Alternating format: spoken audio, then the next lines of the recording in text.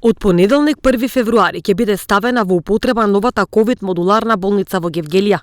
Со ова сите активности во врска со ковид пандемијата, од прием на пациенти позитивни и суспектни на ковид тестирање со брзи ПСР тестови, преглед и триажа на пациенти, третман во дневна болница и стационар, ќе се реализираат во просториите на оваа болница. Како што информираше директорот на општата болница со проширена дејност доктор Митко Крџев, со ова постојните пунктови за земање бриз, дневната болница за непотврдени и ковид пациенти се затвораат и се пренаменуваат.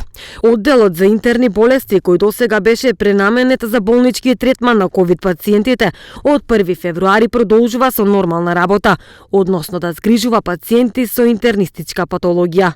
Инаку, овој ковид центар е со површина од 400 квадратни метри со посебен влез за здравствените работници. Посебен влез има и за прием евиденција, преглед, тестирање на пациенти и одредување на терапија.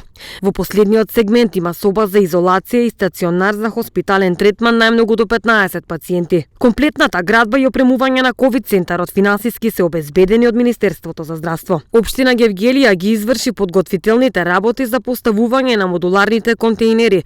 Јавното предпријатие за комунални дејности Комуналец од Гевгелија изврши поврзување на водоводната и канализациона мрежа, а ЕВН Гевгелија приклучување на електричниот трансформатор.